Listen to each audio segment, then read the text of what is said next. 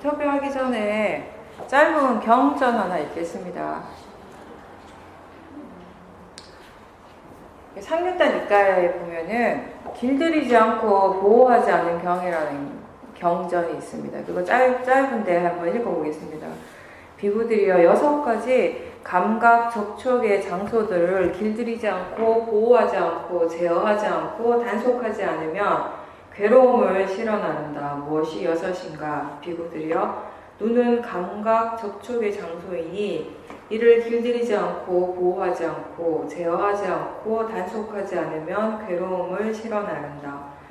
귀는 그리고 코, 혀, 몸, 만호는 감각 접촉의 장소이니 이를 길들이지 않고 보호하지 않고 제어하지 않고 단속하지 않으면 괴로움을 실어나른다. 비구들이여 이러한 6가지 감각 접촉의 장소들을 길들이지 않고 보호하지 않고 제어하지 않고 단속하지 않으면 괴로움을 실어나른다. 비구들이여 6가지 감각 접촉의 장소들을 길들이고 보호하고 제어하고 단속하며 행복을 실어나른다. 무엇이 6인가? 눈은 감각 접촉의 장소이니 이를 길들이고 보호하고 제어하고 단속하며 행복을 실어나른다. 귀는 코, 혀, 몸, 만호는 감각 접촉의 장소이니 이를 길들이고 보호하고 제어하고 단속하면 행복을 실어나른다. 비구들이여 이러한 6가지 감각 접촉의 장소들을 길들이고 보호하고 제어하고 단속하며 행복을 실어나른다. 결국 이 6가지 감각 접촉의 장소, 육문을 얘기하는 거예요. 6가지 감각 기관을 길들이고 보호하고 제어하고 단속한다라는 것은 우리가 하고 있는 일은 바로 삿띠 두는 것이죠. 육문에다가 삿띠를 둔다고 하잖아요. 그죠? 육문에 삿띠를 두는 것 자체가 이 육문을 보호하는 거예요. 육문을 제어하고 단속하는 것입니다. 이렇게 할 때 행복이 온다라고 저희 말씀을 하셨습니다.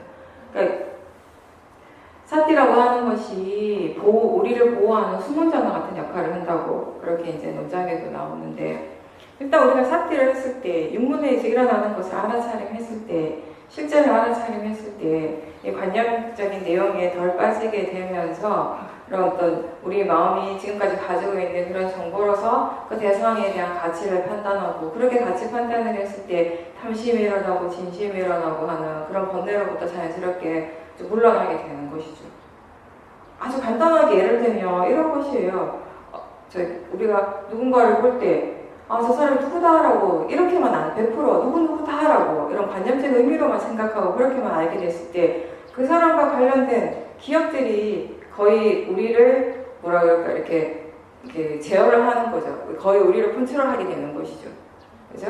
그럼 그 생각의 내용이 나에게 이익되는 것이라면 그 사람한테 좋은 느낌이 일어나고 나한테 좋은 사람이 되는 것이고, 그 사람을 생각했을 때 그 느낌이 별로 좋지 않을 때, 과거의 기억들, 별로 좋지 않은 기억들이 그 사람이 나한테 뭔가 불이익을 했던 그런 것들이 떠오르게 되면은 좋지 않은 느낌이 일어나게 되고, 그 사람에 대해서 좋지 않은 마음이 생겨나게 되고, 그게 곧 탐심이고 진심이 되는 것이에요.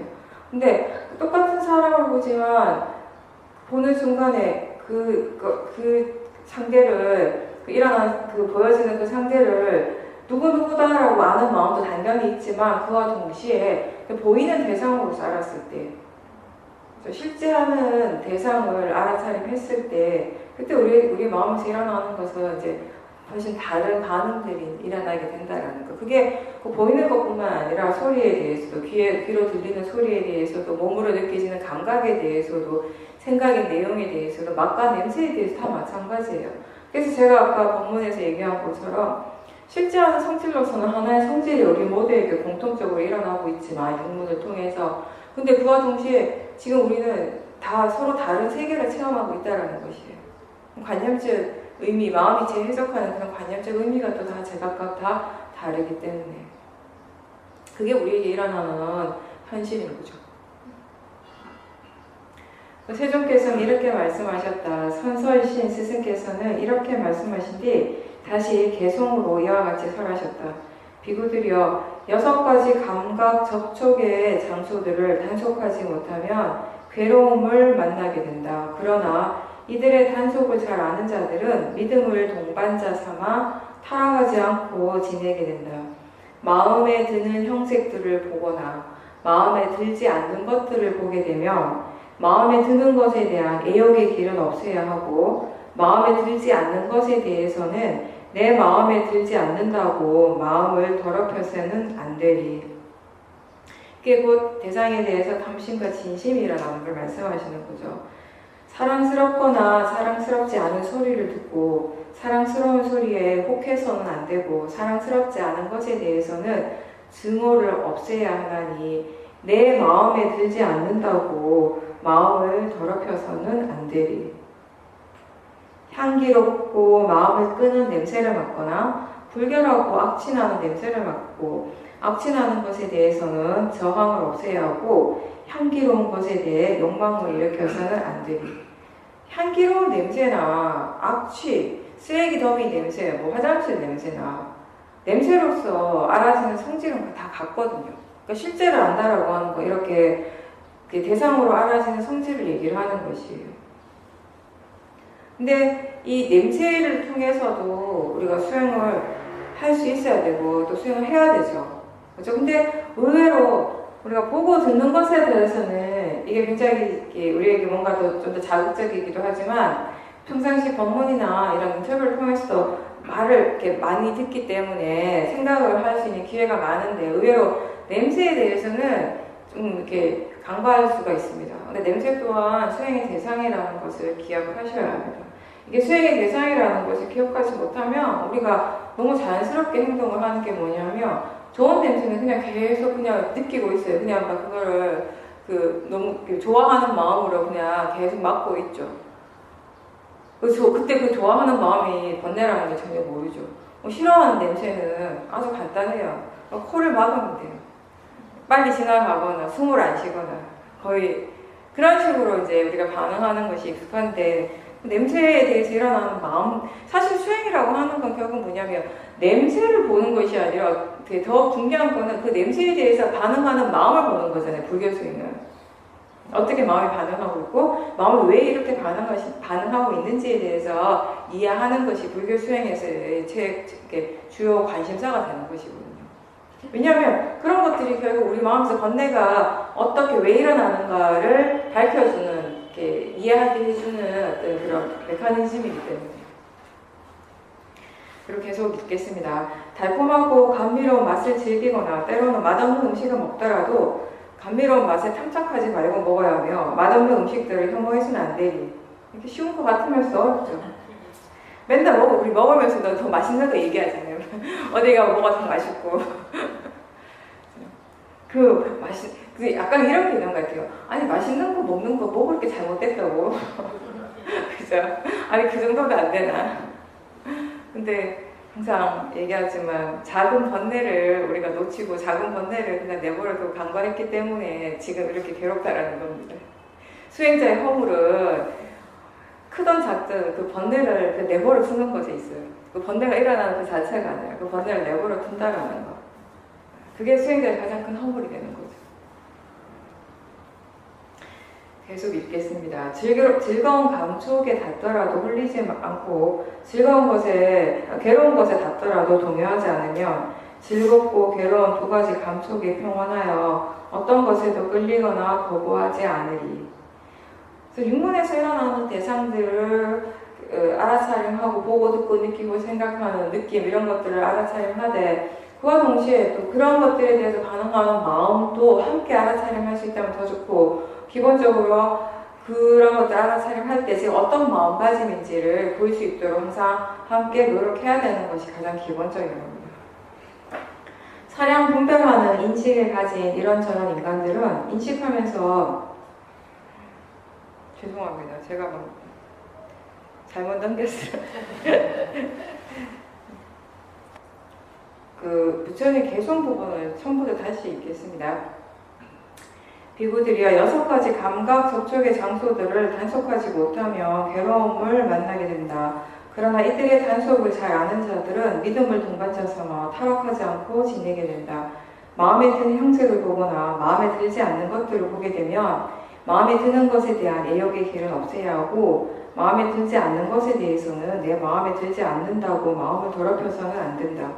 사랑스럽거나 사랑스럽지 않은 소리를 듣고 사랑스러운 소리에 혹해서는 안 되고 사랑스럽지 않은 것에 대해서는 증오를 없애야 하나니 내 마음에 들지 않는다고 마음을 더럽혀서는 안 되리.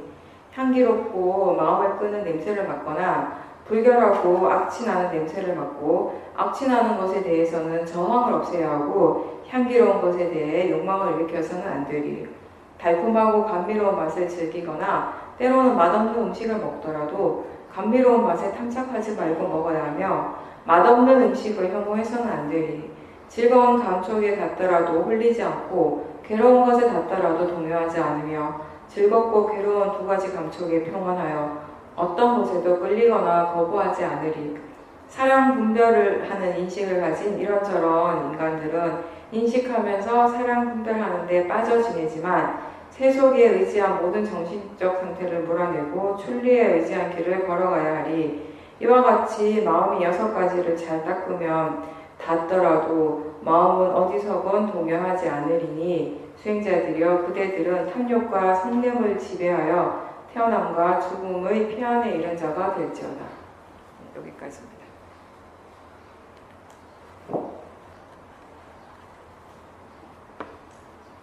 짧은 개소이지만 사실 우리가 수행하는 것이 그 안에 다 이제 내포가 되어 있는 것이죠. 수행한다라고 하는 것이 기본적으로 좋은 마음을 기르는 일이고요. 좋은 마음을 기르기 위해서 우리는 어떻게 하는가라고 한다면 사실 육문에서 일어나는 현상들을 있는 그대로 알아차림한다라는 것이에요. 그렇게 알아차림으로 해서 어떤 이익이 있는가 하면은 그 육문의 대상을 통해서 일어나는 탐심과 진심으로부터 점점 자유로워지게 된다라는 겁니다. 그 내용인 거죠. 지금 개송이. 네, 인터뷰하겠습니다.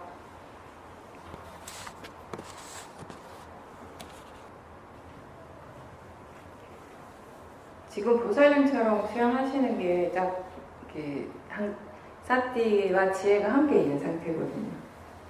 그냥 단순히 지금 이런 것이 일어났구나, 이런 마음의 상태구나 라고 알기만 하는 것이 아니라 그게 왜 일어났는지, 어떻게 일어나고 있는지, 어떤 식으로 진행되고 있는지를 다 보잖아요. 그죠?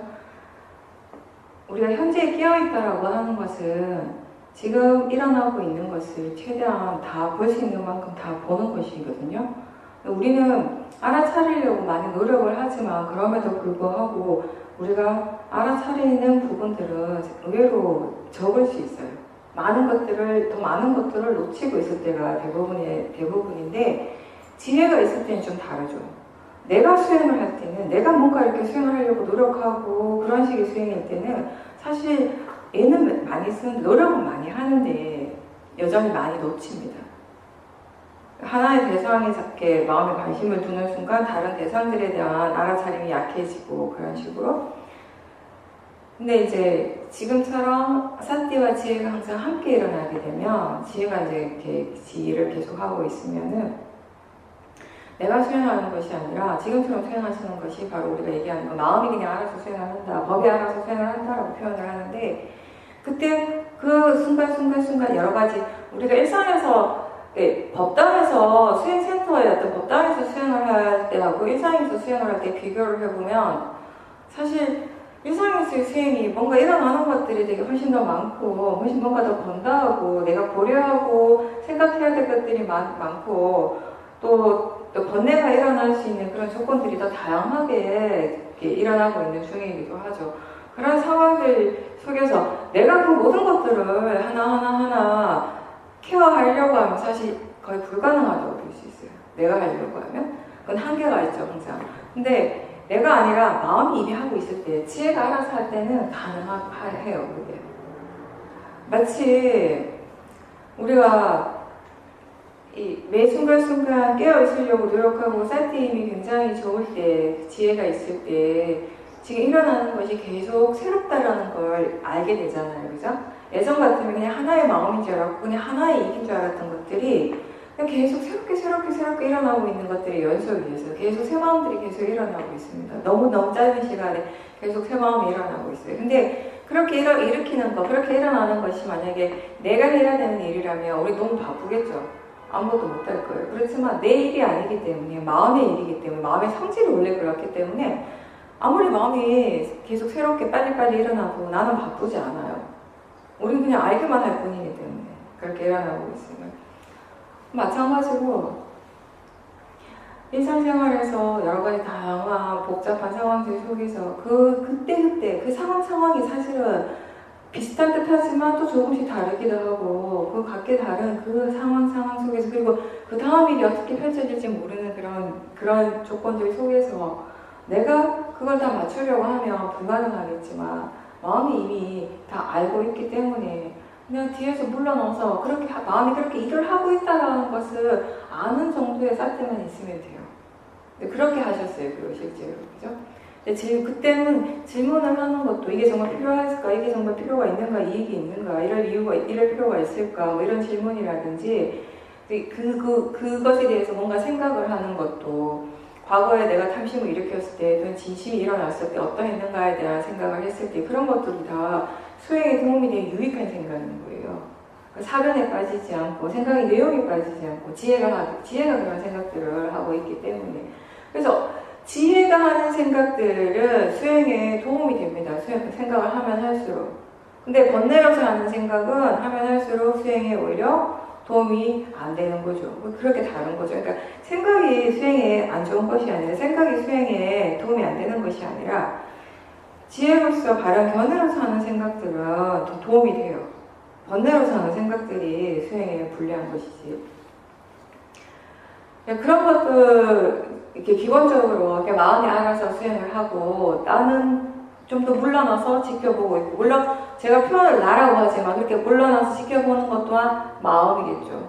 마음이고 아마 지금 그 마음은 수행하는 마음은 전체를 다 알고 있어요. 전체를 다 알고 있으면서 동시에 그 안에서 일어나는 하나하나도 분명하게 알고 있는 그런 사띠예요.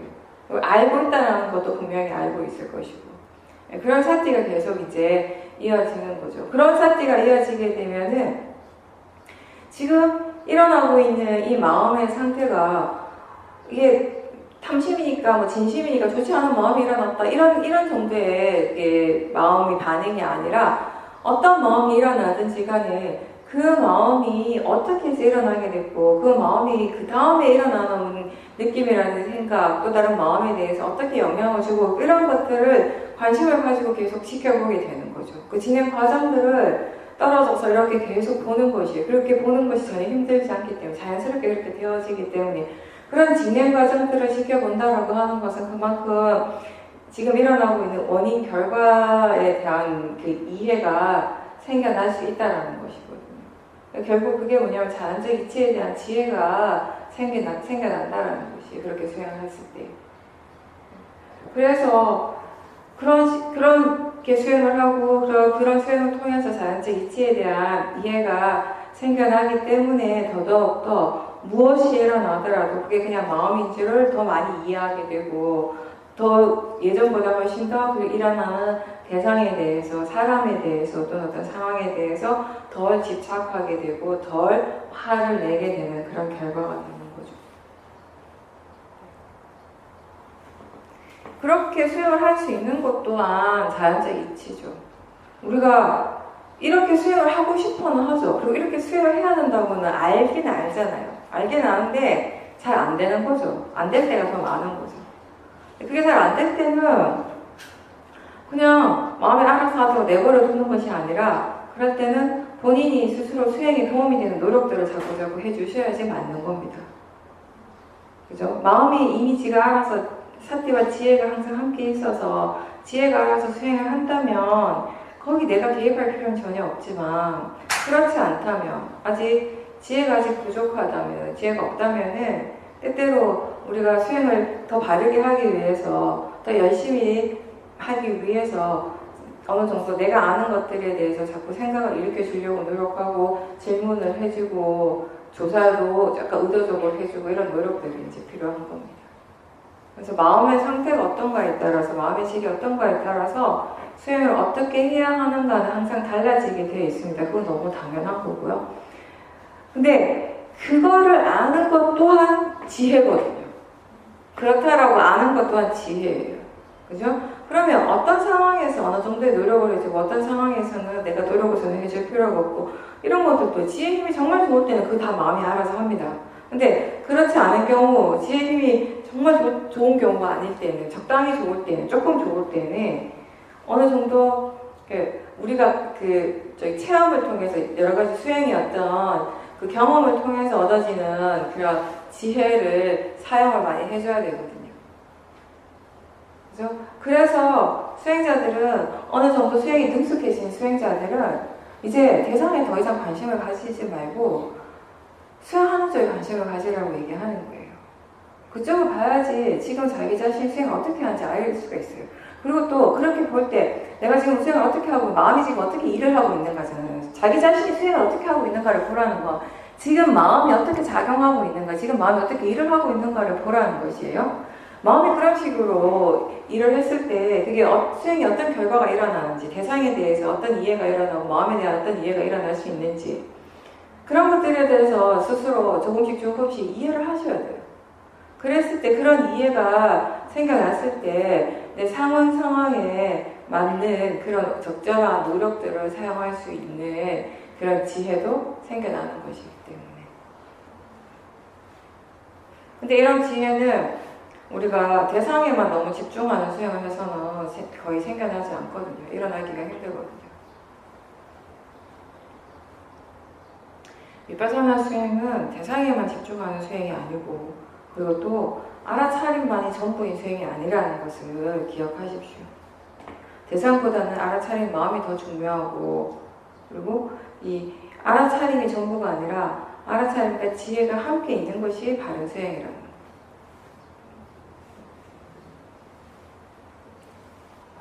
그렇죠. 알고 나면 되게 너무 당연한 거고 알고 나면 이런 느낌 이걸 왜 몰랐을까? 근데 제가 항상 얘기해서 모르면 절대 모르는 거라고. 그걸 알 수 있는 조건이 갖춰지지 않으면 절대 알 수 없는 것이고 그리고 우리가 모르고 평생 살아가면 그런 게 있다라는 것조차 그냥 알지 못하지 그냥 살아가는 것이 전부예요. 아는 순간에 그 알의 가치가 일어나는 것이에요. 알기 때문에 그것의 가치가 생겨나는 것이 사실이에요. 몰랐다라고 하는 것도 우리가 지금 알았기 때문에 그 몰랐다는 걸 알게 되는 것이잖아요. 그 알미 없었다면 영원히 모르는 것이 되는 거죠. 그게 바로 알의 가치인 거예요. 알았다라는 것의 가치는 그런 것이죠. 그리고 그렇게 알았기 때문에 우리는 좀 더 바른 방향으로 달라질 수 있는 가능성이 이제 시작되는 겁니다. 모른다면 그런 가능성조차 막혀 있는 거죠. 그런 가능성은 우리가 좀 더 나은 쪽으로 성법의 방향으로 마음을 계속 개발시킬 수 있는 가능성은 결국 뭔가를 분명하게 안다라는 것에서부터 시작을 하는 것이에요. 이해한다라고 하는 것은 알아차리는 것에서부터 시작을 하는 것이고 그건 잘 보셨어요. 왜냐하면 기본적으로 마음이 대상적으로 갈 때는 스스로 그걸 알든 모르든 어느 정도 그 대상이 뭔가 중요하다라는 생각이 있기 때문에 마음이 대상적으로 가게 되거든요. 마음이 어느 한쪽으로 특정한 쪽으로 향하게 되면 항상 그런 마음이 깔려 있어요. 그게 중요하다고 생각하는 거죠. 근데 대상에 대해서 뭔가 중요하다고 생각하는 건 사실 대상의 파라마타를 이해하는 것이 아니라 대상의 어떤 의미를 생각하기 때문이거든요. 대상의 파라마타는 어떤 대상이든 다 같죠. 어떤 것이 더 중요한 것이 아니라 그냥 알아서는 성질일 뿐이거든요. 근데 이게 뭔가 더 중요하다, 이게 어떤 의미를 가진다라고 할 때 이미 거기에 대상의 어떤 관념적 의미에 대한 생각을 하고 있고 그렇게 생각하기 때문에 이게 중요하다라고 마음이 또 생각하게 되는 것이고 그런 생각이 일어나기 때문에 사실 마음의 관심이 향하는 것이 대상적으로. 당연히 거기에는 어떤 집착 같은 게 있을 수 있죠. 탐심이 있을 수도 있고 거기 진심이 있을 수도 있어요. 집착이라고 하는 거고 탐심의 마음에만 일어나는 것이 아니기 때문에 진심도 있을 수 있고 그 밑에는 당연히 또 모아가 있겠죠. 대상의 그 성질을 바르게 이해하지 못하는 것 또한 모아니까 그죠. 이게 이게 좋은 것이다, 이게 중요하다라고 생각하는 것 자체가 또 이미 어리석은 모아에서 일어나는 생각이기도 하니까 그 느낌을 보신 거는 바르게 보신 거예요. 혼자 있으면 처음에는 확실히 여러 사람들하고 같이 있는 것보다는 수행이 잘 돼요. 기본적으로 수행할 줄 알기 때문에. 근데 이제 그것도 어느 정도 익숙해지면 좀 경계해야 될 것이 나태함이거든요. 우리 마음이 다른 번뇌들도 다 마찬가지겠지만 의외로 이 게으름, 나태함에 쉽게 빠집니다. 아주 쉽게, 생각보다 쉽게. 그런 부분들을 되게 좀 경계하셔야 돼요. 그래서 이제 그러다 보면 혼자서 그냥 멍 때리게 되고, 왜 다른 사람과 함께 있는 것이 수행에 도움이 안 될 때도 많지만 또 간혹 그게 어떻게 있냐면 다른 사람 모습을 보면서 내 모습을 반조하고 아 정말 수행을 해야겠다라고 느낄 때도 또 의외로 많거든요. 사실 그런 모습들을 보고 또 함께 있는 게 힘들기 때문에 수행을 하지 않을 수가 없고 이런 상황들도 많이 체험을 하게 되고 혼자 있다 보면은 이제 이 지혜라고 하는 것도 항상 하지 않기 때문에 힘이 좋을 때도 있지만 또 이제 사태 사마디치 힘이 좀 떨어지게 되면은 스스로 그걸 빨리 자각하는 게 또 어쩌면 이렇게 다른 사람들과 함께 있을 때보다 더 시간이 걸릴 수도 있어요. 혼자 있기 때문에 더 빠를 수도 있지만 또 혼자 있기 때문에 더 그게 느려질 수도 있다는 것이 자기만의 세계에 자기만의 생각에 빠지다 보면 특히 생각 내용에 빠지다 보면은 그럴 수 있기 때문에 항상 마음이 활발한지 마음이 항상 깨어있는지 그런 것들을 계속 점검하시고요. 또 다른 것보다 제가 볼 땐 그럴 때는 어떤 일을 하든지 어떤 생각을 하든지 항상 의도를 보고자 하는 노력을 함께 해주시면 좀 더 좋을 거예요. 그때는 약간 마음을 항상 깨워지기 위한 마음에 작업 같은 걸 주는 숙제 같은 걸 주는 건데 그게 또 필요하거든요. 그래서 충분히 마음이 깨어나고 충분히 힘이 있을 때는 굳이 그렇게 안 하셔도 돼요. 네, 그런 식으로 그때 상황에 따라 보살님이 조금씩 이렇게 변화를 주되 다른 것보다는 그때는 의도를 보려고 노력하는 것이 아마 도움이 될 거라고 생각이 돼요. 네. 그리고 부처님께서는 마지막 돌아가시기 직전에 유문도 불방일이었어요. 게으르지 말라고. 그리고 법구경에 보면 수행하지 않고 게으른 사람은 죽은 거나 마찬가지라고 하셨어요. 아까 보살님이 깨어있지 않으면 뭐 밥을 먹거나 뭐 화장실을 가거나 해도 죽은 거나 마찬가지라고 생각한다고 그 말씀을 듣고 이제 제가 생각이 났는데 그러니까 우리에게 살아있는 순간, 우리에게 가장 가치 있는 순간은 항상 깨어있는 순간, 마음이 알아차리고 있는 순간이라는 것을 그러니까 생각으로서가 아니라 우리가 정말 수행을 통해서 스스로 철저하게 이해를 하는 순간들이 꼭 필요하다고 그렇게 생각합니다. 그런 이해가 있다면 우리가 진짜 수행을 놓치지 않겠죠. 수행을 놓치는 것은 결국 수행이 중요하다는 것을 아니 그만큼 덜 이해하기 때문입니다. 정말 중요하다고 이해하는 순간에 우리가 이제 더 이상 안 놓치게 된다는 거죠. 수행을 계속 하기 위해서, 수행을 바르게 계속 해 나가기 위해서 수행자는 본인이 할 수 있는 모든 노력을 다 하셔야 돼요. 굉장히 열심히 하셔야 돼요. 예전에는 본문을 하면 항상 너무 열심히 할 필요 없다라는 얘기를 많이 했지만 저희 요새는 맨날 열심히 하라고 얘기하죠.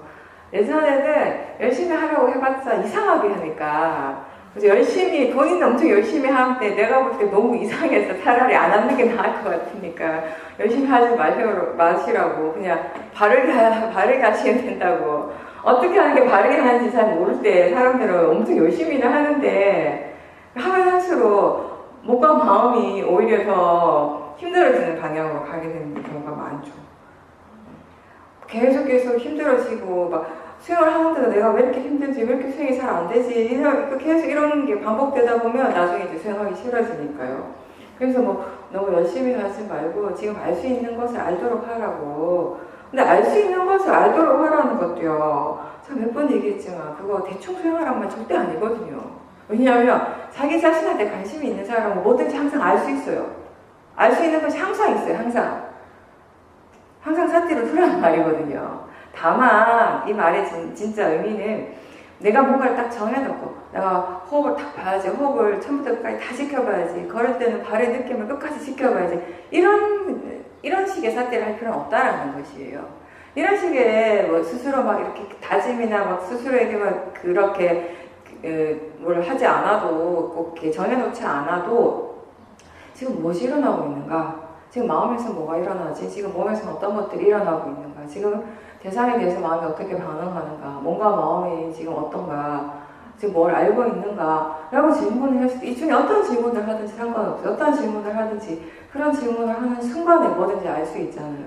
그러니까 그런 느낌, 그렇게 알아주는 느낌, 그런 느낌의 사티를 하라는 것이지 대충 하라, 수행을 대충 해도 된다, 수행을 게을리해도 된다는 말 절대 아니거든요. 알 수 있는 만큼 알라고 하는 것이. 근데 지금처럼 수행이라는 것이 이런 것이고 수행을 어떻게 해야 되는 것이라는 것에 대한 이해가 이제 있다면, 기본이 그렇게 갖춰져 있다면 이제 정말 열심히 하셔야죠. 바르게. 그죠? 게으름은 불쑥불쑥, 게으른 마음들은 불쑥불쑥 일어나요. 왜냐하면 수행을 열심히 하고 있는 그 마음 밑바탕에도 언제든지 모화가 일어날 수 있는 가능성은 항상 있기 때문에. 그죠? 제가 번뇌에 대해서 얘기할 때 잠재적 번뇌가 있다고 했잖아요. 지금 당장 눈으로 이렇게 이 행위라든가 생각의 형태로서 일어나지는 않지만 조건이 갖춰지면 언제든지 일어날 수 있는 번뇌들. 그런 번뇌의 에너지가 이렇게 우리들한테 다 그런 조건들이 있거든요. 정말 나름 열심히 수행을 하고 있지만, 그래서 지금 일어나고 있는 번뇌들은 우리가 그 수행을 통해서 많이 지켜보고 많이 이해해가고 있지만, 지금까지 살아오면서 일으켰던 수많은 번뇌들, 그런 번뇌 에너지들, 그런 어떤 잠재적 에너지들은 아직 많이 있잖아요. 다 해결된 건 아니에요. 그죠? 그래서 내가 열심히 수행을 하고 있지만 문득문득 또 강한 번뇌들이 일어나기도 하죠. 왜 가끔씩 마음의 질이 좋은데도 가끔 과거와 관련된 그런 번뇌들이 일어나잖아요. 그죠? 과거에 어떤 항상 습관적으로 계속 되풀이해왔던 그런 번뇌들이 일어날 때는 지금 마음이 수행을 하고 있어도 힘들 때가 있죠. 그죠? 그런 것들은 역시 깜만 거죠. 그런 마음의 에너지들은 강하기 때문에 언제, 어느 때에 그런 번뇌들이 일어날지 알 수 없거든요. 게으른 마음도 마찬가지예요. 그러니까 지금 여러분들은 그런 게으른 마음이나 수행하기 싫어하는 마음도 계속 대상으로 보도록 연습을 하셔야 되는 거죠. 혼자 있을 때는 특히 그런 부분들을 더 유심히 보셔야 되고, 혼자 있을 때는 작은 번뇌들을 더 주의 깊게 더 보셔야 돼요. 그렇게 이제 수행을 하는 건데, 이제 그때 수행을 하다가 보면 어떨 때는 본인 스스로 느끼기에 수행이 굉장히 정체된다라는 느낌이 들 때가 있어요. 뭔가 내가 수행을 하긴 하는데, 뭔가 나는 애를 쓰는데 마음이 이제 답답해질 때가 있어요. 그죠? 그럴 때는 뭐 법문도 듣고 수행하는 방법적인 측면을 조금씩 바꿔보기도 하고, 만약에 자설 위주로 하는 수행이라면 바깥에 나가서 행선을 위주로 한다든가, 이런 식으로 수행하는 그 방법이나 환경적인 부분들을 조금씩 바꾸는 것도 하나의 방법은 돼요. 이게 결국 수행은 마음의 일이긴 한데, 근본적인 원인은 마음에서 시작되는 것이지만 아직 우리 마음이라고 하는 것이 외부적인 조건의 영향을 받고 있잖아요. 그러면 사실 다르게 수행하는 것, 지혜의 힘이 좋다라고 하는 상태는 그런 외부적인 마음의 그 영향을 덜 받는 것이 우리가 이론적으로 본다면 더 좋은 상태예요. 근데 우리 현실은 그걸 받고 있어요. 그죠? 그걸 받기 때문에 번뇌가 일어나잖아요. 그죠? 보는 것을 통해서, 듣는 것을 통해서 번뇌가 일어나는 거, 외부적인 어떤 그런 조건들이 영향을 받고 있다라는 것이에요. 근데 수행에서는 그런 것들을 또 본인이 유리한 쪽으로 활용하면 되는 거예요. 또 뭐든지 활용하시면 되는 거예요. 그러면 왜 똑같은 그런 환경 속에서 수행을 하다가 환경을 바꿔줘도요, 마음이 뭔가 좀 새롭다고 느껴요. 뭔가 이렇게 이 새로운 마음을 대상으로 지켜봐서 새롭다고 느끼면 더 좋겠지만, 그래 이해가 생겨서 지혜의 마음이 이게 정말 이 법이 새롭구나라는 거, 법이 일어나는 거 항상 새롭구나라는 거 이해한다면 좋지만, 아직 그거 이전에 그냥 환경이 바뀌는 해서 마음이 뭔가 이렇게 환기가 되어지는 거. 그런 상태가 되면 뭔가 이렇게 마음이 좀 더 수행하는 것에 대해 더 관심을 기울이고 좀 더 재밌게 수행을 할 수 있게 되거든요. 그런 것들을 활용할 수라는 것이에요. 네. 그러니까 본인이 어떤 수행적인 체험을 통해서 그 지혜가 일어났던 그런 체험들을 통해서 그런 지혜를 본인의 지혜를 끌어다 쓰는 거죠, 이 경우는. 우리가 보통 이전에 수행을 할 때는 다른 사람의 지혜를 끌어다 썼잖아요. 바른 견해를 끼워주고 하는 것이. 이제 스스로의 수행을 통해서 지혜를 충분히 체험했을 때는 자기 자신의 그런 지혜를, 통찰지를 끌어다 쓰면 되는 거죠. 활용을 하시면 되죠. 그러니까 때로는 뭔가 수행이 정체되어 있고 수행하는 것이 답답하게 느껴지고 마음이 좀 나태해지고 이럴 때 계속 그 마음을 대상으로 보고 견해를 보는 건 가장 기본이고요. 계속 하셔야 되고, 그와 동시에 어떤 환경적인 부분을 조금 변화를 주는 것도 가능하다라는 것을 말씀드리는 거예요. 그냥 그렇게 알아지는 거죠. 그렇게 수행을 그렇게 하고 마음이 그렇게 일을 하고 있다라는 것이 알아지는 상태라는 거죠. 마음을 대상으로 보고 계시는 거예요, 지금. 마음을 대상으로 보고 있고 또 수행을 어떻게 하는가 또한 대상으로 보고 있고 또 거기에 보살님이 그렇게 많이 개입하지 않고 대상으로 이렇게 자연스럽게 지켜보고 계시는 것 같아요. 이렇게 말로 표현을 하니까 뭔가 이렇게 많은 것들이 일어나는 것 같은데 수행하는 그 기본적인 것을 그러신 것 같아요, 지금. 그렇게 하는 건 바르게 하시는 거 맞고요. 그러니까 일어나는 그 대상에 대해서 마음이 어떻게 반응하는가를 보살님 스스로 의도적으로 막 보려고 애써서 보는 것이 아니라 이렇게 보여지잖아요, 그죠? 보여지니까 보는 것이고 또 그냥 단순히 그렇게 아는 것에서 멈추지 않고 그렇게 반응하니까 이게 또 결과가 어떻게 되어지고 어떤 식으로 진행을 하게 되는 것지 진행 과정들을 이제 함께 살펴볼 수 있다는 것이죠, 그죠? 그 과정에서 본 부분에서 어떤 부분에서도 딱히 더 중점을 두거나 뭔가 더 중요하다는 생각 없이 그냥 전부를 대상으로 지켜보고 있고 그런 짝들을 통해서 이제 이해되어지는 것들이 조금씩 이렇게 생겨나고 있는 그런 과정이에요. 그죠? 지금 수행하시는 데 있어서 단순히 사이트가 있는 것이 아니라 지혜 힘도 좋기 때문에 사이트 하면서 자연스럽게 마음이 필요한 조사들을 다 하고 있어요. 그런 조사들을 자연스럽게 뭔가 의도로 이렇게 보살님이 막 의도적으로 질문을 하고 이건 왜 그렇지 저건 왜 그럴까 이렇게 의도적인 생각이 아니라 마음이 자연스럽게 그렇게 생각을 하는 것을 지금 일어나는 것에 대해서 마음이 이미 스스로 궁금해하고 있고 알고자 하는 의도가 있기 때문에 그렇게 질문을 하고 또 그런 질문들을 통해서 조금씩 법에 대한 이해가 이제 생기는 중인 거죠. 그런 식으로 계속 수행하십시오. 계속 수행하되 때로는 마음의 상태라고 하는 것이 보살님도 알다시피 항상 하진 않으니까 그죠? 또 그런 마음의 상태이기도 하다가 또 어떤 때는 또 마음의 상태가 좀 달라지기도 합니다. 그죠? 그랬을 때 그 상태를 똑같이 유지하고자 하는 탐심이 없도록 하시면 돼요. 마음을 대상으로 보면 항상 그거 느껴요. 아주 짧은 시간에 정말 많은 것들이 일어나고 있다는 거죠. 그래서 내가 뭔가를 정해놓은 게 있으니까 변하고 변하지 않는 게 있는 그냥 일어나는 행위일 뿐인데 그죠? 어떤 사람은 그릇을 먹자마자 빈 그릇을 바로 씻어야 되는 사람이 있고 어떤 사람은 한꺼번에 씻는 게 훨씬 더 효율적이다 라고 생각하는 사람이 있고 그죠? 각자 본인이 생각하는 거에 따라서 행동을 하는 거예요. 근데 문제는 결과는 뭐냐면 내가 어떤 것이 더 낫다라고 이렇게 해야 된다라고 정해놓은 것이 있으면 내가 정해놓은 대로 했을 때 내 마음이 편안하고 흡족해야지만 그렇지 않을 때는 내가 그렇게 못하는 것에 대해서 불만스럽지만 나하고 상관없는 다른 사람이 그렇게 하지 않은 것에 대해서조차도 도사가 일어나게 되는 것이거든요. 관념이 잘못된 건 아니라고 했잖아요. 살아가는데 필요한 부분이죠. 필요한 부분인데 그것에 대해서 우리가 그게 정말 전부인 거냐 그게 진짜인 거냐 믿는 것이 잘못된 거지 그렇게 믿음으로 해서 일어나는 번뇌가 잘못된 것이지 그죠? 지금 어려워요. 왜냐하면 그거는 사실은 이게 일종의 중도 아닐까요? 중도? 지금 보살님 말씀하신 게 우리가 꼭 중도라고 하는 게 법에 대해서 대단한 것에 대해서 얘기할 때만 중도가 적용되는 것이 아니잖아요. 부처님 말씀하신 중도는 뭐예요? 그 초전 법명경에서 말씀하신 거 양극단에 치우치지 않는 것을 말씀하셨어요. 그죠? 근데 사실 그게 쉽지가 않다라는 거. 내가 지금 그거 얘기하려고요. 그러니까 중도 이꼴 뭐냐면 사실은 팔정도 있고 이건 지혜거든요. 지혜. 이걸 내가 결정하려고 하면 머리 터지죠. 한쪽을 생각하면 이게 아닌다고 이미 또 마음 저쪽 극단에 가 있어요. 이게 보통의 마음이에요. 우리가 번뇌로서 생각할 때, 번뇌로서 뭔가 결정을 하려고 할 때는 항상 우리가 이렇게 왔다 갔다, 양극단을 왔다 갔다 해요. 이게 아닌 것 같다라고 생각하는 순간에 중간에 와 있는 게 아니라 이미 저쪽 극단에 가 있거든요. 그게 아직까지 우리가 이 탐진치가 강하기 때문에 내가 아무리 우리가 내가 현명한 사람이 되고 싶다고 원한다고 현명한 사람이 됩니까? 그렇게 되지는 않잖아요.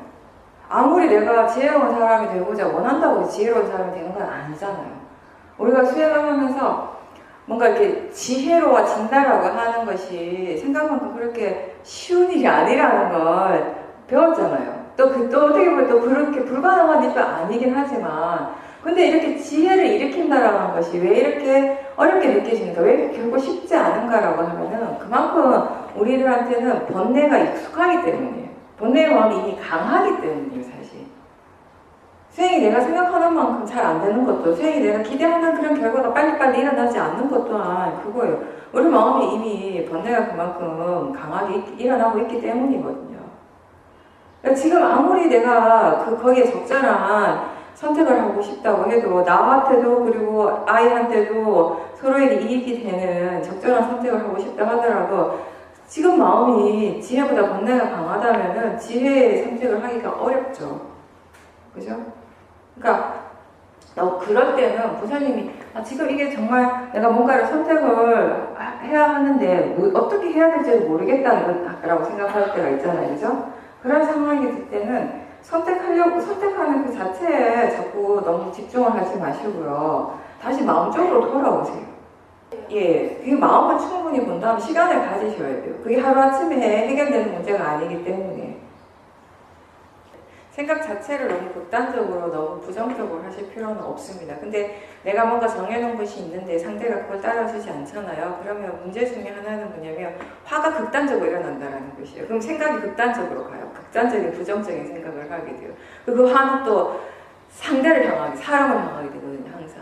근데 그 사람의 일이 아니라 사실 내 마음의 일이라는 걸 그 순간에 깜빡 잊어버리는 거죠. 그러니까 그 부분들을 계속 기억하셔야 돼요. 그런 부분들에 대해서 수행을 할 수 있으셔야 돼요. 그 상황에서. 참 자식 키우는 건 보통 일이 아닐 것 같아요. 그죠? 다 커도 대학생이 돼도 대학 졸업해도 그렇죠. 그건 맞아요. 그건 맞죠. 그건 분명한데 제가 느끼기에 이게 이 어떤 특정한 대상이 주는 그 고통이 다른 대상에 비해서 굉장히 강하다라는 건 자식이에요. 왜냐면 제가 수행하고 미얀마 갔다가 이제 한국에 와가지고 잠시 그 포교당에 있으면 한 1년 정도 있으면서 사람들을 만났는데 그때 그분들은 뭐 수행을 하시는 분들이 아니었어요. 근데 이제 저가 이제 일주일에 한 번씩 수행 법회를 하긴 했는데, 막 본격적으로 수행을 되게 관심을 가지고, 여러분들처럼 뭐 수행을 하기 위해서 오신 분들은 아니에요. 일반적인 절에 다니시는 분인데, 이제 또 수행에 대해서 관심을 가지기 시작한 분들, 이런 분들하고 대화를 한 1년 정도 할 기회가 있었는데, 제가 이제 일반 신도분들, 제가자분들을 개인적으로 많이 접촉을 한 건 그때 처음이었어요. 그래서 제가 몇 달을 그렇게 하고 딱 내린 결론이 있어요. 모든 보살님들이, 그러니까 절에 와가지고 보살님들이요. 주로 어떤 얘기, 보살님들이든 거사님들이든, 제가 너무 행복하고 좋고 이런 얘기 잘 안 해요. 친구들 만나면 좋고 행복한 얘기 하시겠죠. 근데 절에 와서 스님들하고 얘기할 때는, 개인적인 얘기할 때는, 일단 기본적으로 본인이 힘들고 고민스러운 얘기를 주로 하셔요. 그런 것 때문에 이제 상담을 하시겠죠.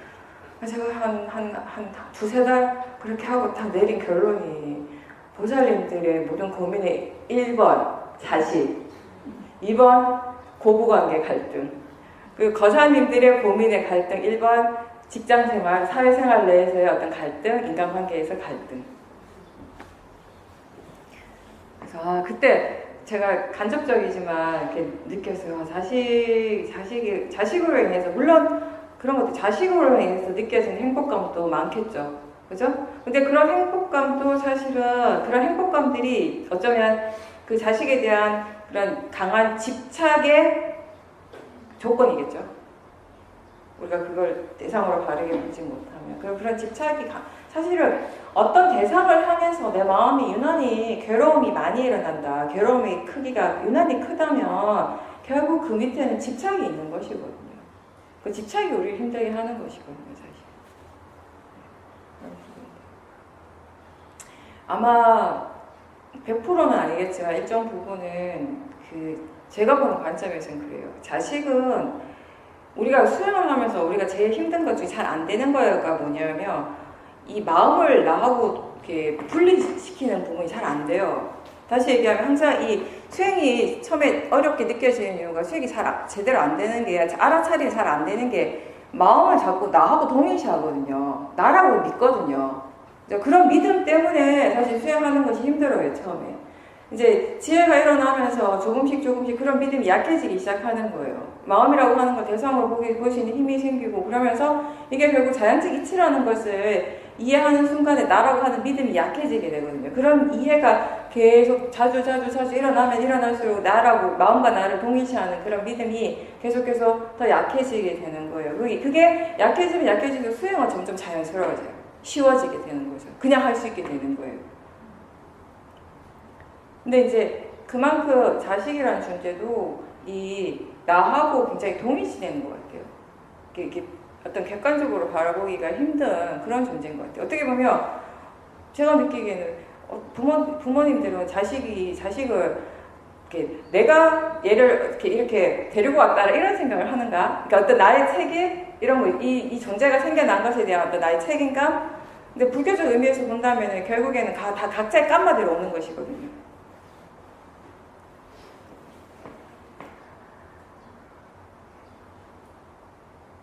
집에서 우리가 수행센터에 가서 또는 혼자서 수행을 하는 것은 그것대로의 이익이 분명히 있습니다. 그죠? 분명 또 집에서 수행하는 것은 또 집에서 수행하는 대로의 이익이 분명히 있어요. 어떤 이익일까 하면은 수행이 어느 정도 능숙한 사람들한테 이제 가능한 건데, 결국 집이라고 하는 공간은 다른 어떤 공간보다 나라는 의식이 강해지는 공간이거든요. 그죠? 집 안에 있는 그런 모든 것들이 나와 다 관계된 것이잖아요. 그죠? 그 장소도 물론이거니와 함께 있는 사람들도. 어쩌면 장소나 물건에 비해서 함께 있는 사람들에 대한 내 마음의 집착이 어마무시할 거예요. 그죠? 수행이 뭡니까? 대상을 없애는 일이 아니라 그 대상을 향해서 일어나는 번뇌를 없애는 것이 우리가 하는 이 수행이에요. 그렇다면은 우리가 마음을 대상으로 볼 줄 안다면, 수행을 어떻게 해야 되는지 안다면은, 거기에는 집에는 우리가 집이라고 하는 그 공간에는 어마무시한 그 번뇌가 일어날 수 있는 그 대상이 있는 거예요. 수행의 대상이 있는 것이죠. 번뇌의 대상이라고 할 수 있고 수행의 대상이라고 할 수도 있죠. 집착이 강할수록, 번뇌가 그 밑바닥에 깔려있는 번뇌가 강하면 강할수록 사실은 그 수행의 대상으로 보기가 어렵습니다. 그만큼 더 노력이 필요한 거예요. 어렵다라고 하는 것은 포기해야 되는 것이 아니라 될 때까지 끊임없이 노력을 해야 되는 부분이, 결국은 해야 되는 부분이에요. 왜냐하면 하지 않는다면 계속 그 번뇌에 당하고 괴로워하는 건 자기 자신이니까. 그래서 제가 그 얘기를 많이 하죠. 집착이 유난히 강한 대상, 번뇌가 강하게 일어나는 대상들을 볼 때, 그 사람들과 함께 있을 때 마음이 지금 그 상대에 대해서 어떻게 생각하고 있는지를 보고, 그 상대에 대해서 가지고 있는 내 마음의 어떤 고정된 생각들이 있어요. 고정관념이 있어요. 근데 자식한테 그게 굉장히 강하게 일어날 수가 있어요. 아까 보살님이 뭔가에 대해서 뭐 편안하고 불편하게 느끼는 거, 좋지 않게 느끼는 것이 결국에는 그 대상의 일이 아니라 내 마음에서 뭔가 정해놓은 것 때문에 일어난다고 했잖아요. 똑같은 것을 그 자식을 볼 때도 적용을 시킬 수 있다는 데, 같은 이치를. 우리가 어떤 물건에 대해서, 내가 한 어떤 행위에 대해서만이 아니라 어떤 특정한 사람들에 대해서도 우리는 수많은 고정관념들이 있습니다. 그런 고정관념이 그 사람을 향해서 어떤 특정한 마음을 계속 일으키게 하는 것이거든요. 그런 고정관념을 바라보고 그런 고정관념으로 인해서 일어나는 그런 생각들을 계속 지켜보는 것이 중요하겠죠. 자기 자신에 대해서 끊임없이 부정적인 생각을 하고 부정적인 판단을 하는 건 사실은 그 밑에 정말 더 잘하고 싶고 잘 되고 싶어하는 탐심이 있으니까 그런 것이거든요. 제가 볼 때는 이번에 수행하시면서 보살님이 굉장히 중요한 거 이해하신 것 같아요. 지금 말씀하신 것대로. 항상 보살님이 수행에 대해서 나름의 이렇게 어떻게 되어졌으면 좋겠고 수행을 하면 이렇게 되겠지 하는 기대감, 원하는 것이 있었는데, 그게 본인이 생각대로 되어지지 않는 것에 대한 또 실망감이나, 그렇기 때문에 또 그 실망감이 항상 보살님 같은 경우는 자기 자신에 대한 부정적인 판단으로 돌아왔어요. 나는 항상 이렇구나. 난 이것밖에 못하는 존재구나. 그죠? 그런 것들이 또 보살님을 힘들게 했었잖아요. 그죠? 근데 이제 그게 아니라는 것을 제가 수없이 계속 얘기를 했지만 수행이라고 하는 건 그냥 결국 내 일이 아니라 마음의 일이고 원인 결과라고서 일어나는 것일 뿐이다. 수행의 결과라고 하는 거 수없이 얘기했지만 들을 때는 그렇다라고 생각하지만 또 마음은 여전히 예전처럼 똑같이 나의 일로 받아들이고 내가 잘못한 것으로 내가 못하는 것으로 내가 그냥 이런 사람이다라고 자꾸 좌절하고 스스로에게 부정적인 판단을 많이 해서 힘들어했는데 그 부분이 많이 좋아졌어요. 거기서 좀 이렇게 이 수행이 나의 일이라는 것을 조금 이렇게 내려놓으시는 것 같아요. 이거는 정말 되어지는 대로 그냥 되는 것이고 나는 그냥 할 수 있는 만큼 할 뿐이라는 것, 그런 것에 대한 이해가 생겼다라고 하는 건 수행 자체에 대한 근본적인 이해가 달라진 것이거든요. 그래서 그건 작은 것이 아니죠. 그런 이해가 생겼기 때문에 이전에 집중 수행 하실 때보다 훨씬 더 좀 편안한 마음으로 수행을 하실 수 있었다고 생각합니다. 그죠? 다녀와서도 좀 더 다녀와서 어떤 마음의 상태가 되든지 간에 그걸 인정하고 받아들이는 것이 훨씬 편안해진 거죠. 그게 중요한 거예요, 그 삶이. 진짜 뭔가 대단한 마음이 일어나서 좋은 것이 아니라, 그게 중요한 것이 아니라, 뭐가 일어나더라도 그걸 그냥 그렇게 마음으로 받아들일 수 있는 거. 아, 그냥 이런 상태구나라고 받아들일 수 있는 지금 일어나는 그 마음의 그 상태가 굉장히 좋은 마음이고요. 굉장히 중요하다. 그거 아시면 됩니다. 그게 지혜예요. 다른 게 큰 지혜가 뭐 대단한 것만 얘기를 하는 것이 아니라 지금 이렇게 일어나는 것이 마음이고, 아, 이게 전부다. 지금 이 순간이 전부다라고 아는 거. 이게 그냥 조건 따라서 일어나는 전부라고 아는 그 자체가 훌륭한 지혜입니다. 수행에서 본다면 굳이 꼭 단전에만 집중하실 필요는 없고요. 그냥 자연스럽게 몸에서 무엇이 일어나든지 전체적인 몸의 감각을 알아차림하시는 것이 우리 여기에서는 자연스러운 사티는 그렇게 그런 것들을 얘기를 하는 건데, 그런데 보살님 같은 경우는 이제 오랫동안 머리가 아프셨으니까 마음이 항상 이쪽에 신경을 쓰고 있잖아요. 그죠? 자꾸 이쪽에 어쩔 수 없이 관심을 두게 돼요. 그죠? 근데 사실 아플 때에도 우리가 알아차리고 수행을 할 수 있다면 수행자 입장에서 굉장히 이익이 많죠. 그죠? 그러면 좀 이렇게 덜 아플 때, 아픈 것이 너무 심하지 않을 때 보살님 평상시에 몸의 감각을 대상으로 보는 연습을 많이 하시는 게 좋습니다. 사실 좋은데 자꾸 그 몸의 감각을 보려고 할 때 습관적으로 자꾸 이게 머리의 느낌 쪽으로만 간다면 이 마음에 집중하는 이거를 조금 분산시켜 줄 필요는 있어요. 단순히 집중하면서도 거기에서 무엇이 일어나는가를 몸의 어떤 느낌을 보는 거잖아요. 기라고 하는 것이 딴 게 아니라 사실 우리 관점에서 보면 느낌을 보는, 감각을 보는 것이거든요. 그래서 그런 것들을 알아차림하시면 돼요. 그러니까 처음에 단전히 조금 집중하시는 상태 하셔도 돼요. 처음에 약간 그렇게 시작을 하세요. 왜 그렇게 시작하라고 하는가 하면, 그렇게 하면서 이쪽에 집중을 하다 보면 자연스럽게 머리 쪽으로 가는 마음의 관심이 좀 이렇게 내려올 수가 있거든요.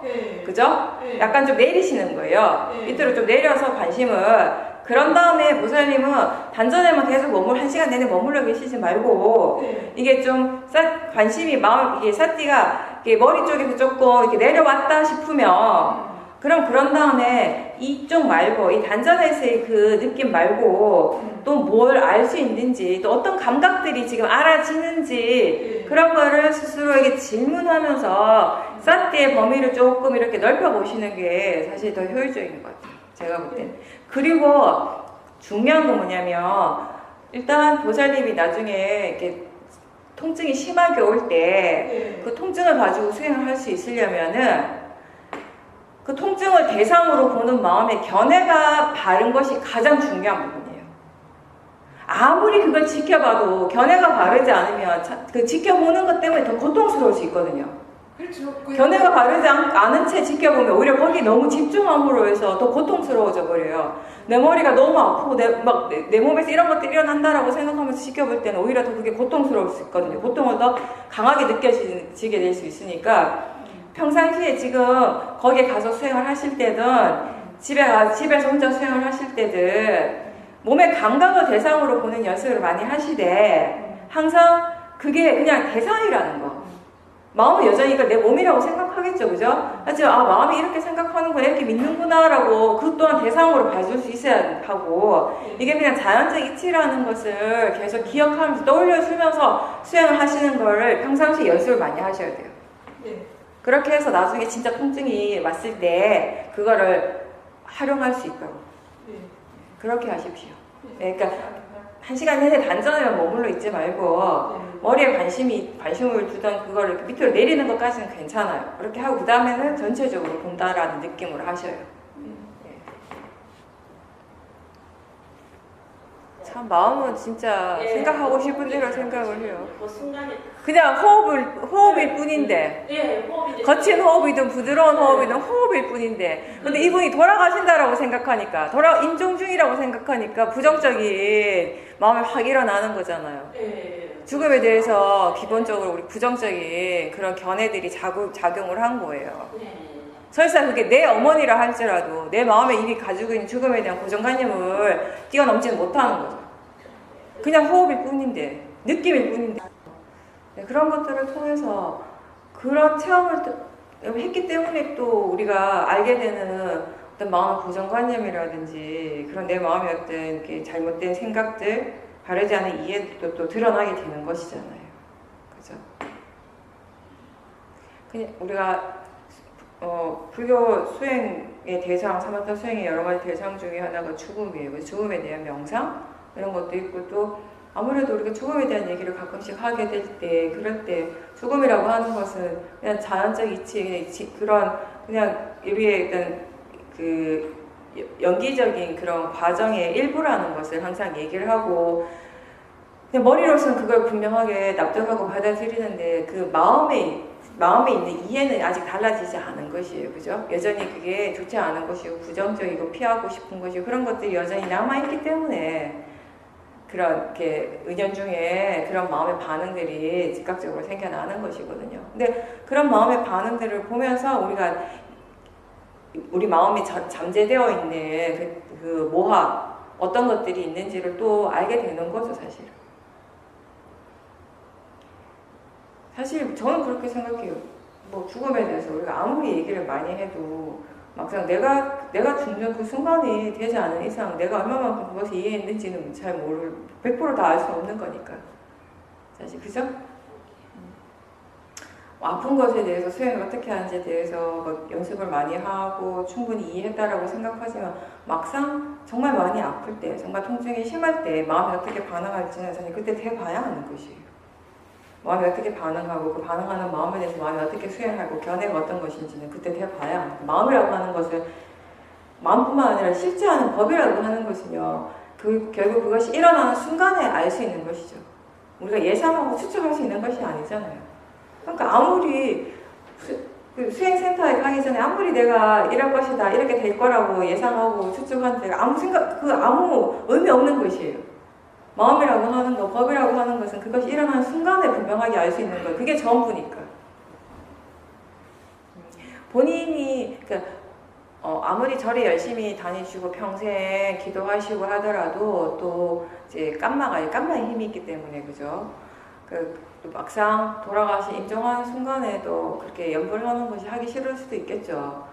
그럼 본인이 그렇게 하기 싫어하시면 옆에서 보살님이 하신 것처럼 그렇게 이제 좋은 경전 이렇게 읽어드리고 좋은 마음을 일으킬 수 있도록 좋은 말을 계속 해드리는 것이 이제 차선책이죠.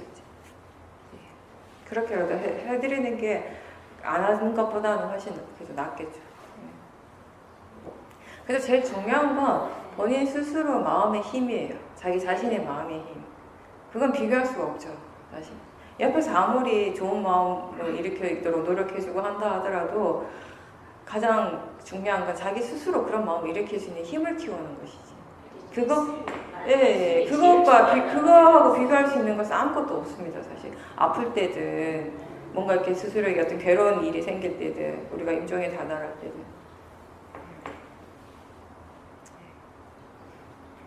너무 편하다고 하는 건, 그러니까 수행을 해서 수행이 자연스럽게 잘 돼서 편안한 것과 게을릴 때도 편하게 느껴져야 돼요. 마음의 이제 수행을 자선하고 행선하고 하면서 마음의 힘이 이제 생기니까 그 이전하고 마음의 질이 확 달라진 거잖아요. 그죠? 그러니까 보살님이 아까 처음에 말씀하신 그 표현이 터널을 지나온 것 같다는 표현이 그만큼 마음의 질이 확 달라졌다라는 느낌에 대한 그런 이렇게 표현인 거죠. 수행을 하니까, 바르게 하니까 또 많은 것들이 알아지잖아요. 그죠? 게으른 마음과 지금 이렇게 열심히 수행하는 마음이 확연하게 다르다는 거. 본인에게 어떤 것들이 알아지고 또 그렇게 알아지는 것으로 인해서 어떤 것들이 달라지는가에 대해서 좀 더 그 관심을 가지고 한번 보셔요. 이전과 어떻게 다른지, 수행을 게을리할 때와 지금의 이런 마음의 상태가 자기 자신에게 일어나는 것들이 어떻게 달라지고 있는지, 그런 것들 좀 너무 막 깊이 있게 막 보라는 건 아니지만 조금씩 비교하면서 볼 때 왜 수행을 해야 되는지, 수행의 가치가 뭔지에 대해서 또 알 수 있게 되거든요. 네, 했었어요. 분명하게 똑같은 현상에 대해서, 똑같은 체험에 대해서 마음이 분명하게 다르게 반응을 할 것이거든요. 예, 마음이라는 게 그렇죠. 뭐 하기 싫어가지고 안 할 때는 끝없이 하기 싫고 그게 전부인 거예요. 그게 세상의 전부인 거고 다인 것 같은데, 또 어떤 계기로 해서 어떤 조건에 의해서 마음의 힘이 생기고 나면 그 마음이 활발해지고 수행을 하고 굉장히 깨어있고 그런 상태가 또 지금의 전부가 되는 것이에요. 사실 우리가 이렇게 인터뷰할 때는 보이고 듣는 것이 대상이라는 얘기를 참 많이 하지만 보이는 것을 대상으로 하기가 쉽진 않습니다. 이렇게 수행한 기술이라고 해야 되나? 그게 수행이 많이 능숙해져야지 사실 보이고 이렇게 보는 것들이 대상이라는 것이 이해가 되거든요. 그러니까 단순히 보살님이 이제 여러 가지 정보들을 들어서 아는 것들이 이제 생겨났잖아요. 그죠? 그런 것들을 지금 적용시켜서 할 수 있는 수행을 하게 되지만, 근데 보다 더 좀 더 깊은 이해가 생겨서 수행을 이렇게 더 깊은 이해로서 할 수 있는 수행은 아직까지 이제 부족하니까. 근데 그거는 이제 어쩔 수 없는 거예요. 수행이라고 하는 건 각자 자기 자신의 마음이 갖춰진 조건만큼 할 수 있는 일이에요. 그게 내가 하는 것이 아니라 마음의 일이기 때문에. 그죠? 그렇지만 쌌디 하고자 하는 노력을 계속 해야 돼요. 보살님 스스로가. 보살님 그것만 하시면 돼요. 그러니까 쌌디 하고자 하는, 쌌티를 계속 하고자 하는 노력을 꾸준하게 계속 하는 거. 거기 안에는 또 뭐가 포함되어 있냐면 견해를 점검하는 거. 난 대상이라는 거, 지금 일어나는 것이 나하고 상관없이 그냥 마음일 뿐이라는 거, 자연적 이치라는 것을 꼭 스스로에게 한 번씩 기억해주고 일깨워주는 걸 함께 하시는 겁니다. 그렇게 해서 혼자 있을 때, 수행이 뭔가 좀 잘 될 때 좀 더 이렇게 좌성도 하고 횡성도 하고 집중적으로 수행을 많이 하세요. 지금 그런 식으로. 육문에서 일어나는 건 다 대상이에요. 그죠? 호흡만 일어나는 거 아니잖아요. 호흡을 할 때 또 들리잖아요. 그죠? 소리 들리고 눈 뜨고 있으면 보이죠. 생각이 일어나죠. 그게 호흡하고 똑같이 대상이에요. 똑같이 중요한 대상들이거든요. 호흡이 더 중요한 것이 아니라. 근데 습관적으로 지금 그렇게 아마 요가 할 때 호흡을 많이 봤나 봐요. 이전에도. 그러면 이게 다른 대상들을 알아차림해야지라고 생각을 해도 자꾸 마음이 습관적으로 호흡적으로 가게 돼요. 그죠? 그러면 그걸 억지로 거기서 막 떼는 건 힘들잖아요.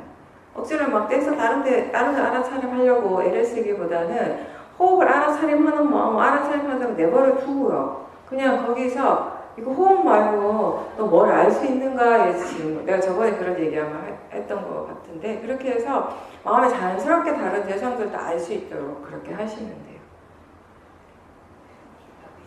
예. 그 화가 나거나 탐심이 일어날 때 그 화나 탐심을 대상으로 본다고 했잖아요. 그럴 때 항상 함께 해야 되는 게 이게 그냥 마음이라는 거. 나하고 상관없이 일어나는 마음이고 자연적 이치라는 것을 계속 기억해 줘야 돼요. 번뇌를 볼 때는 특히나 바른 견해가 굉장히 중요하기 때문에. 그렇지 않으면 내가 화가 났다라는 생각을 볼 수 있거든요. 그거는 이렇게 바르지 않는 수행이기 때문에. 그리고 화가 날 때도, 그리고 탐심이 일어날 때도 그 탐심이 향하는 대상을 자꾸 보거나 화의 내용에 대해서 자꾸 생각하는 건 삿띠가 아니에요. 탐심의 마음 그 자체를 바로 보거나 탐심의 마음에서 일어나는 그 느낌을 보거나 아니면 화의 마음을 바로 대상으로 알거나 화의 마음에서 일어나는 그 느낌을 대상으로 보는 겁니다. 마음이 파라마타에 대한 실제하는 법에 대한 이해가 생겼기 때문에 자연스럽게 그 법을 대상으로 보는 거죠. 예전에는 이게 대상이다, 이게 법이다, 이게 파라마타다라고 내가 생각을 해줌으로 해서 마음을 그쪽으로 돌려줬다면 지금 이제 마음이 그냥 알아지는 성질이라는 말의 의미를 이해를 하는 거예요. 그러니까 당연하게 그렇게 알아지는 쪽으로 대상을 그쪽으로 알아차림을 하는 거죠. 법을 그냥 자연스럽게 대상으로 하게 되는 거죠. 그렇게 하는 것이 바로 법이 알아서 수행을 하는 것이다라고 표현하고 그렇게 수행할 때 가장 자연스럽게 우리가 수행을 하는 것이에요. 수행 가속도가 생기게 되고. 그러니까 그런 관심도 보살님이 막 일으킨 게 아닐걸요. 마음이 그냥 그렇게 생각했겠죠. 그래서 나중에 지나서 이렇게 다시 한번 반조해 보니까 그 과정들을 다시 한번 떠올려 보니까 마음이 이렇게 이러겠구나, 마음이 이렇게 이러겠구나 이런 식이 알아지는 것이지. 아 그때 내가 이렇게 생각했지 이거하고 좀 다른 거죠. 그죠? 집착이 강한 대상이 있을 때 그 집착의 마음을 분명한 대상으로 볼 수 있다면은 그 대상으로부터는 자연스럽게 물러지겠죠. 그 대상이 자꾸 달라붙게 한 건 결국 그 집착이었으니까. 열심히 뭔가 일을 열심히 한다고 해서 그게 잘못된 건 아닌데요, 그죠? 그걸 수행을 한다고 해서 세상살이 게을러져야 되는데 이건 아니잖아요. 열심히 사는 건 맞는데 다만 우리가 항상 얘기하는 건 그 열심히라고 하는 마음인데 항상 그 밑바탕에 탐심이 너무 강하게 일어나고 있다라는 것에 대한 얘기를 하는 겁니다. 그래서 그걸 이제 보살님 그 마음을 보셨기 때문에 이제 그 탐심에 대한 우리가 경계해야 될 것은 우리가 없애야 될 것은 바로 그 탐심의 마음이니까요, 그죠? 탐심이 없어도 열심히 해야 되는 일은 열심히 하거든요, 우리가. 근데 그렇게 할 때는 그 몸도 마음도 편안하게 할 수 있어요. 근데 지금 보살님 말씀하신 대로 우리가 뭔가 탐심으로써 열심히 할 때는 이걸 내가 꼭 이렇게 해야 된다, 이렇게 되어서 해야 된다라고 하는 그런 마음으로 뭔가 열심히 할 때는 그게 잘 안 됐을 때 자기 자신에 대한 실망이나 자책감이 강하게 일어나게 되고 도살감이 강하게 일어나게 되고 또 그걸 스스로 만족할 만한 어떤 성과를 이뤘을 때는 그 결과가 보살님 말씀하신 대로 사실은 어떤 아상이 생기는 거예요. 자기에 대한 어떤 강한 자부심 같은 것들이 또 더 강하게 일어나게 하는 또 원인이 되는 것이고요. 그럼 그 밑에 번뇌가 있기 때문에 그런 거예요. 그게 사람마다 다 마찬가지예요. 보살만 유난히 더 강하거나 많지는 않을 거예요. 사실은 저 예전에 비슷한 경험을 했는데 저도 이제 꼭 아침, 점심 밥을 먹고 나면 공양하고 나면 산을 걷거든요. 산에 가서 운동을 해요. 그러면 이제 계속 운동을 하다 보면 나름 계속 다니는 코스가 있잖아요. 그죠? 아침을 먹고 나면 여기 좀 짧은 코스가 있고 점심을 먹고 나면 좀 더 긴 코스가 있어요. 그렇게 다니면 평상시에는 딱 좋아요. 그리고 그 코스가 이렇게 한 바퀴 도는 게 소화하고 운동을 하는데 딱 좋은 코스예요. 근데 한 번은 제가 몸이 굉장히 피곤했어요. 몸이 굉장히 피곤했는데 그 다음날 이제 이렇게 공양을 하고 피곤하지만 조금 걷긴 걸어야 되니까 피곤하다고 또 그냥 쉬면 소화도 잘 안 되고 하니까 좀 걸어야겠다고 나갔는데 몸이 굉장히 피곤하기 때문에 사실은 조금만 걷고 들어와야 되는 상황인데 마음이 그거에 되게 불만스러워하는 거예요. 뭔가 그거 자체에 대해서 내가 해야 될 일을 다 못하는 것처럼 그렇게 생각하고 이미 마음이 그 코스를 꼭 다 돌아야 된다라고 하는 그 믿음이 어느새 언제 생긴지 모르겠는데 어느새 생겨났다라는 걸 그때 굉장히 강하게 봤어요.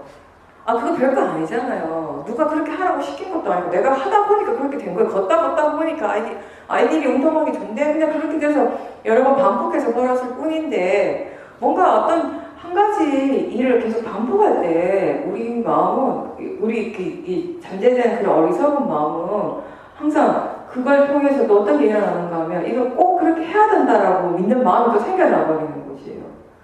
아무것도 아닌 건데 그거 해도 되고 안 해도 되는 건데 정말 아무것도 아닌 건데 정말 중요한 거 아닌데 다 정해놓고 그렇게 정해놓으니까 내 몸 상태가 피곤해서 못한 것일 뿐인데 그 못한 것에 대해서 불만스러워 하더라니까요. 그리고 전혀 불만스러울 일이 아니잖아요. 그래서 몸의 상태가 안 좋으면 당연히 쉬는 게 맞죠. 그게 더 현명한 거잖아요. 근데 모아의 마음이 그걸 못 견뎌하는 거죠. 이제 계속 찝찝하게 생각을 하는 거죠. 그게 모아예요. 어리석음이라는 게 그런 거죠. 이거 굉장히 이론적인 말이긴 하지만 항상 우리에게 중요한 우리가 항상 적용해야 되는 게 뭐냐면 사실 다른 사람이 나를 어떻게 보는가가 아니라 본인이 자기 자신에 대해서 얼마만큼 바르게 알고 있는가, 바르게 보고 있는가가 우리한테 가장 중요하다는 거죠. 그건 이제 그동안 목사님께서 계속 꾸준하게 수행해 왔던 그런 가속도 힘이 같이 이제 있었기 때문에 더 가능한 결과이기도 합니다. 사실은. 저는 처음에 수행하면서 제 개인적으로는 제일 편하고 좋은 점 중에 하나가 뭐냐면 지금 보살님 말씀하신 그 부분이에요. 남한테 잘 보이려고 애쓸 필요가 없다라는 거, 그래도 조금 이해했다라는 거, 그걸 통해서 그렇게 했을 때 내가 제일 가장 편한 사람 자기 자신이거든요. 그렇지 않으면 제가 얼마나 깝깝하게 살겠어요. 사람들한테 막 이렇게 잘 보여야 하고 뭔가 좀 이렇게 있어 보이려고 하면 내가 너무 힘들어요. 근데 그렇게 할 필요가 없으니까 자유롭죠. 선생님께서 지금 말씀하시는 것 중에 기본적인 오개는 들어가 있는 당연, 예, 그렇죠. 네. 남한테 피해 주는 게 아닌 그런 상태에서는 그렇죠. 제가 구태를 해야 될 그러니까 필요가 없는데 내가 어떤 특별하게 보여줘야 된다. 내가 좋은 사람이고 다른 사람한테 훌륭한 사람을 보여줘야 된다. 그런 마음 자체가 어리석으면 물론 때때로 그런 마음 일어날 때도 있죠. 사실은 그죠 인정받고 싶어 하고 근데 그런 마음도 일어날 때마다 대상으로 보고 그 번뇌를 대상으로 지켜보고 하면서 조금씩 또 이해해가는 것이거든요. 다른 사람한테 훌륭한 사람이 되는 것이 아니라 수행은 자기 자신에게 정직한 사람이 되는 것이에요. 전 그렇게 생각합니다. 제가 이해하는 수행은요. 사실은 스스로 자기 자신이 부족하고 또 무엇이 부족한 줄 아는 것은 좋은 거죠. 내가 충분하다, 잘하고 있다 이렇게 생각한다면은 어쩌면 수행을 덜 열심히 할 거예요. 근데 스스로 아직까지 이게 충분하지 않다라는 거, 지혜가 아직 충분하지 않기 때문에 이런 번뇌가 일어나고 있다라는 거, 이런 부분들이 약점이라는 거, 부족한 부분이라는 걸 알 때 우리가 또 수행을 또 계속 열심히 꾸준하게 나갈 수 있는 거니까.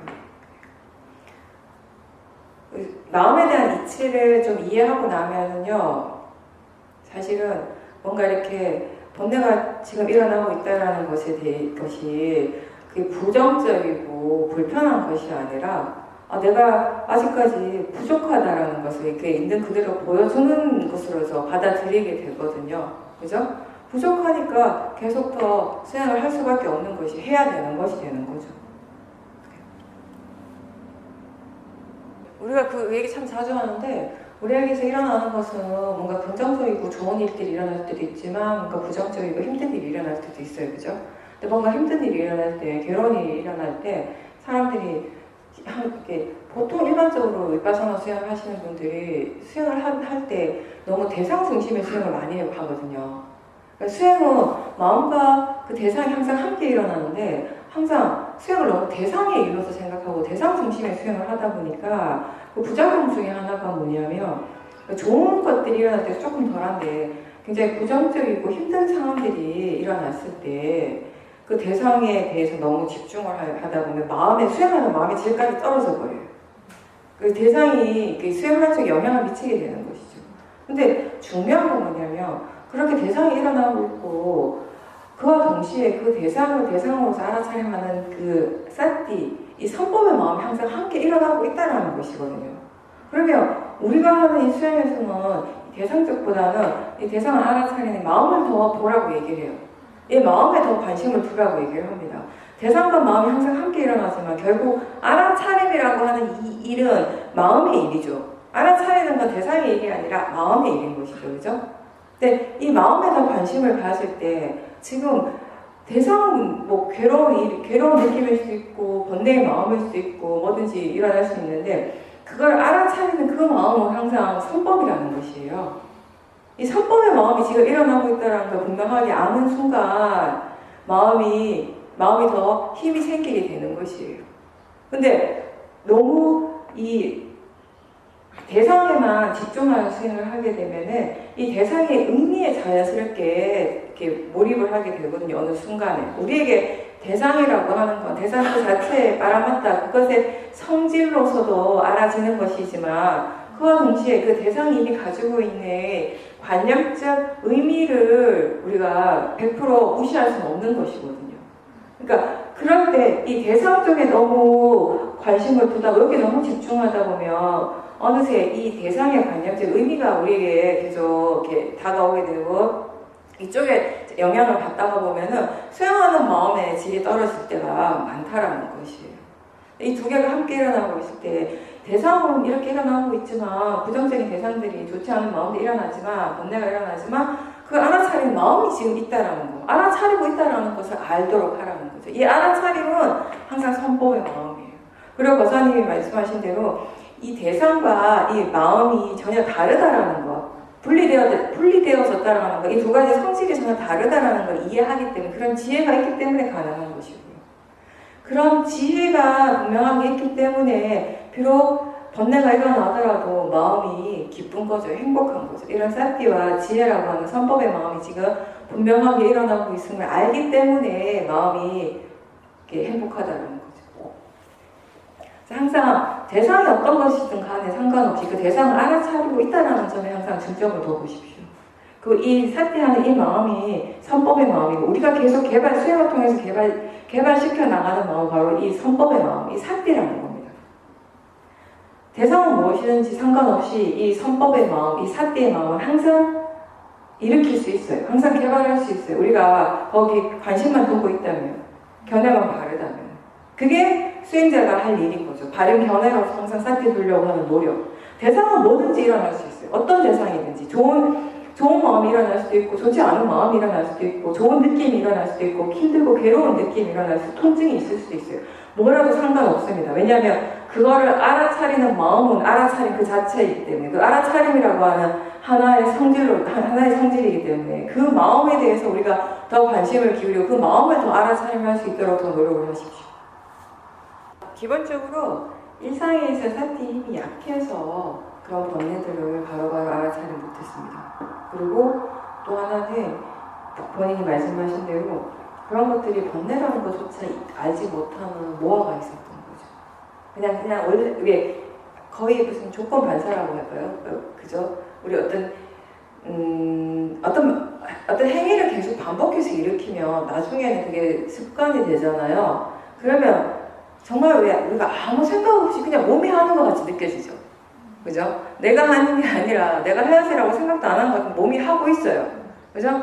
마음도 사실 같거든요. 계속 어떤 특정한 상황에서 특정한 번뇌를 자꾸 계속 일으키는 것이 습관이 돼버리면 그냥 자동적으로 일어나요. 근데 진짜 문제는 나중에는 이게 그냥 너무 당연하게 돼버리는 거예요. 이런 마음이 일어나는 것 자체가. 그냥 이런 상황에서 이 마음이 일어나는 거예요.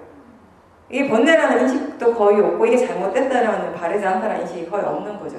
그래서 알아차림이 필요한 겁니다. 그래서 수행이 필요한 거예요. 우리가 수행을 하지 않는다면 그런 것을 스스로 자각하기란 거의 불가능하다고 보셔야 돼요. 그걸 자각하는 일이 사실은 수행인 거죠. 알아차림이라는 거죠. 보살님이 지금 알아차림을 하고자 노력했기 때문에 그걸 스스로 깨달으신 거잖아요. 그죠? 알아차림하지 못했다면 계속 그건 일어나겠지만 그냥 모르고 지나갔겠죠. 그냥 당연한 것으로 여기고 그냥 지나갔겠죠. 그리고 그런 일상에서의 그러한 번뇌들을 그냥 내버려 뒀기 때문에 사띠하지 못했기 때문에 어떤 큰 일이 있을 때 큰 번뇌들이 또 생겨나는 거예요. 그게 사실 이어지는 거예요. 완전 단절된 것들이 아니라 번뇌의 성질로서는 같거든요. 그렇게 이해하시면 돼요. 그 어리석음은요 앞으로도 계속 보셔야 되는 거예요. 그거는 결국 거의 마지막까지 남아있는 번뇌이기 때문에 저는 이렇게 생각해요. 사실 보살님이 물론 분명히 약해지긴 했죠. 작년에 이제 열심히 수행하시면서. 그래서 많이 약해졌다고 느껴지는 건 뭐냐면 드러난 부분에서예요. 드러난 부분. 번뇌는 특히 나라고 하는 그 번뇌는 굉장히 뿌리 깊은 번뇌거든요. 그러니까 우리가 꼭 그런 번뇌뿐만 아니라 사띠를 했을 때 알아차리려고 노력했을 때 과연 우리가 얼마만큼 알아차림할 수 있는가에 대해서 한번 생각해 보신 적 있어요? 100%가 있다면 알아차릴 수 있는 것이 100이 있다면 지금 내가 열심히 알아차림했을 때 그 중에 과연 얼마만큼 몇 프로를 알아차림할 10%일까? 20%일까? 30%일까?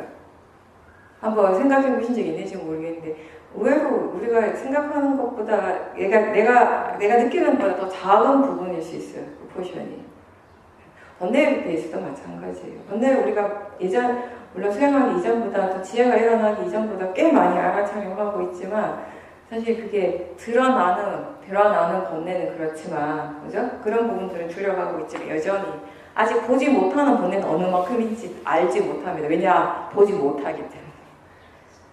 그런 정도로 우리가 이해하시고 수용하시면 돼요. 그래서 내가 수용하면서 그거 굉장히 많이 이해한 것 같은데, 이제 많이 본 것 같은데, 여전히 또 이런 번뇌가 일어나네? 약간 좀 이렇게 스스로 의아할 때가 있잖아요. 그거는 여전히 내가 아직 보지 못한, 알아차리지 못한 더 깊은 그 숨어있는 번뇌들이 여전히 이렇게 많다는 거예요.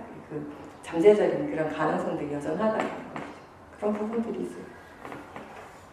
보는 마음이 지혜가 충분할 때는 그걸 공부를 해서 평정이 되겠지만, 보는 마음이 지혜가 없거나 충분하지 않을 때는 그게 본다고 해서 다 해결되지는 않아요. 그러니까 한쪽의 극단에 있던 마음이 다른 극단으로 가는 건 쉬워요. 근데 그 들뜸이 대상으로 보는 것이 어렵다면, 쉽지 않다면 그 들뜸 자체를 대상으로 보려고 애쓰기보다는 그 들뜸과 함께 있는 몸의 느낌, 감각들, 마음의 느낌들을 보려고 좀 노력을 해보세요.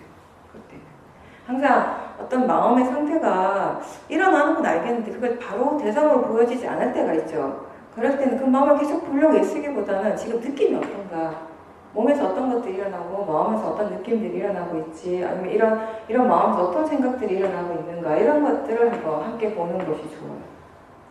생각이나 느낌. 그렇게. 네, 마치겠습니다.